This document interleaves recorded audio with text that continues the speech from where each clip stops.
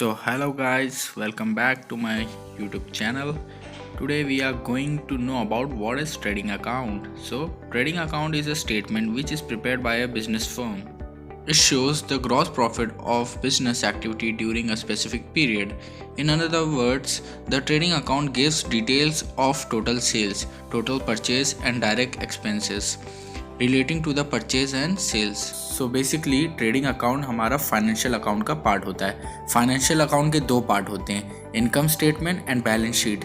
Income statement के भी दो पार्ट होते हैं जो कि होते हैं trading and profit and loss account. तो इस वीडियो में हम समझने वाले कि ट्रेडिंग अकाउंट होता क्या है। तो ट्रेडिंग अकाउंट में डायरेक्ट खर्चे और डायरेक्ट इनकम आते हैं। लाइक खरीद के लाने वाला खर्चा या फैक्ट्री और गुड्स बनाने वाला खर्चा या किसी को सर्विस प्रोवाइड करने से हमें जो इनकम मिलती है वो।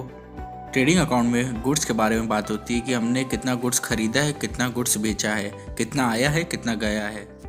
गुड्स के फैक्ट्री तक आने में कितना खर्चा हुआ है, कितना पुराना स्टॉक हमारे पास था, कितना नया स्टॉक हमें ख़रीदना पड़ा, कितना हमने सेल किया और कितना बच गया हमारे पास स्टॉक जो कि हमारा क्लोजिंग स्टॉक होता है।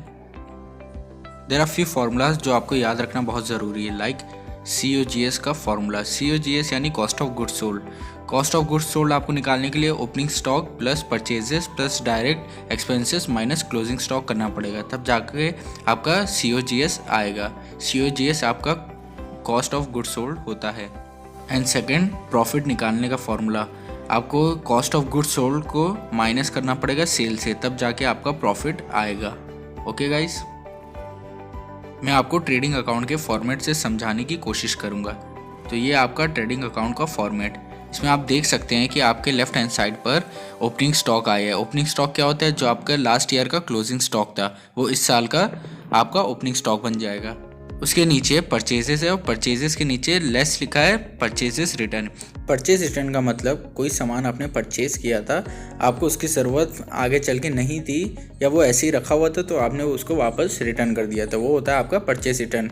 परचेज रिटर्न माइनस होता है परचेजेस से। ओके, उसके नीचे आप देख सकते हैं टू डायरेक्ट एक्सपेंसेस लिखे हैं या उसके नीचे लिखा है कैरेज फ्रेट इनवर्ट्स, यानी जो सामान मंगवाने के खर्चे हैं, वेजेस हमने जो आदमियों को पैसे दिए हैं, डॉक चार्जेस दिए हैं, ठीक है, ऑक्ट्रॉय, रॉयल्टी, इंपोर्ट ड्यूटीज़ और भी कई तरह के डायरेक्ट एक्सपेंसेस होते हैं। उसके नीचे लिखा है to cost of good manufactured, जो गुड मैन्युफैक्चर होते हैं उसके खर्चे। लेफ्ट हैंड साइड और राइट हैंड साइड को हम डेबिट बैलेंस और क्रेडिट बैलेंस भी कहते हैं, तो याद रखिएगा। राइट हैंड साइड पर आपको देखने को मिलेगा बाय सेल्स और उसके नीचे सेल्स रिटर्न। सेल्स रिटर्न यानी हमने कुछ सामान किसी को सेल किया था, बाद में उसने वो चीज़ लौटा दी तो वो हो जाता है sales return. Sales return minus होता है सेल से। उसके नीचे आप देखेंगे क्लोजिंग स्टॉक, जो साल भर का हमारा जो भी बच जाता है सामान जो कि बिकता नहीं है तो उसे हम कहते हैं क्लोजिंग स्टॉक, ठीक है, और ये अगले साल का ओपनिंग स्टॉक बन जाता है। अगर आपका राइट हैंड साइड वाला बैलेंस ज़्यादा आता है तो उसको लेफ़्ट हैंड साइड पे हम लोग लिख देते हैं टू ग्रॉस प्रॉफिट, क्योंकि वो हमारा प्रॉफिट आ रहा होता है। और लेफ़्ट साइड इसलिए लिखते हैं क्योंकि बैलेंसिंग फिगर की बैलेंस हो जाए। और अगर हमारी लेफ़्ट हैंड साइड वाली वैल्यू ज़्यादा है तो उसका बैलेंसिंग अमाउंट आपके राइट हैंड साइड पे आएगा, क्योंकि वो आपका ग्रॉस लॉस है, ठीक है। सो आई होप गाइस आपको समझ आया होगा कि क्या होता है ट्रेडिंग अकाउंट। सो मिलते हैं आपसे नेक्स्ट वीडियो पर, तब तक के लिए लाइक शेयर सब्सक्राइब करना मत भूलिएगा। Bye bye guys.